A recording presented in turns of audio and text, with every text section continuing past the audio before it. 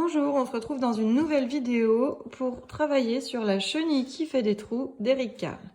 Donc ce que je vous conseille, c'est d'écouter, de faire écouter à votre enfant au moins 2 fois la vidéo précédente pour bien qu'il intègre l'histoire. Et puis ensuite, on passe aux questions. Alors, première question, quel est le titre du livre? Quel est le titre de ce livre? Je vous mets une petite musique pour que vous réfléchissiez et quand la musique est terminée, je voudrais avoir une réponse. Donc, quel est le titre du livre?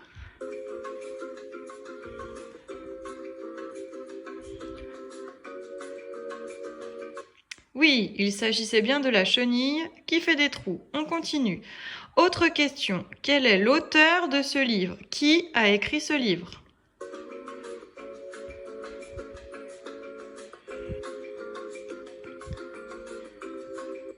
Oui, c'est bien Eric Carle. Bravo! On continue. Troisième question. Quel est le personnage principal de cette histoire? Quel est le personnage que l'on retrouve tout au long de l'histoire?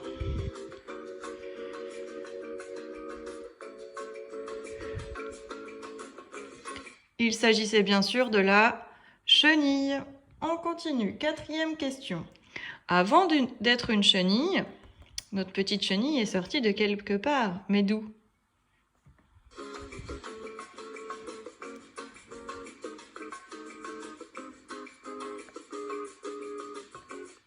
Eh oui, elle était auparavant un œuf. On continue. Alors, le lundi, est-ce que vous vous souvenez dans quel fruit croque la chenille? Elle croque dans un fruit, elle y fait un trou. Quel est ce fruit?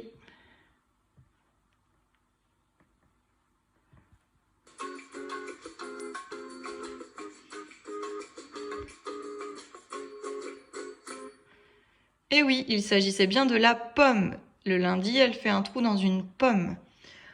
Est-ce que vous vous souvenez dans quel fruit croque la chenille le mardi? Le mardi, attention, elle croque dans 2 fruits. Quels sont-ils?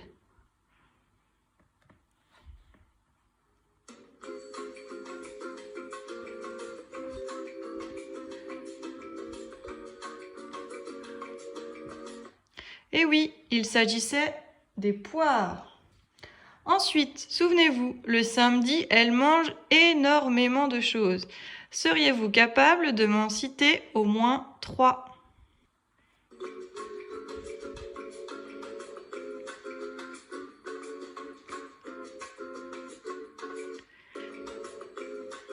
Elle croque par exemple dans une brioche, dans une sucette et dans une saucisse. Question numéro 8.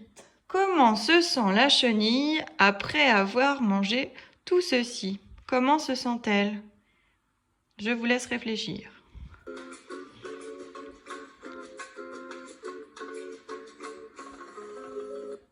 Et oui, notre chenille ne se sent pas très bien. Elle a trop mangé et elle a donc mal au ventre.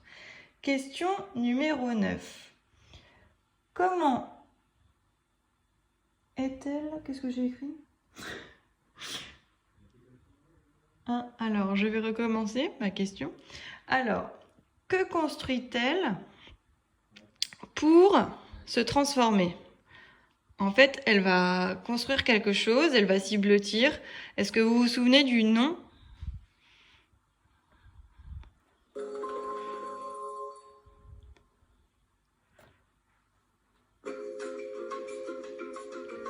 Elle se blottit dans ce que l'on appelle un cocon.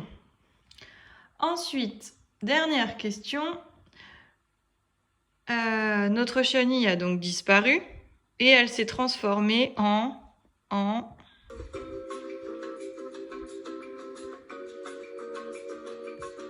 Et oui, elle s'est transformée en un superbe papillon. Je vous donne rendez-vous demain pour une autre série de questions. À bientôt!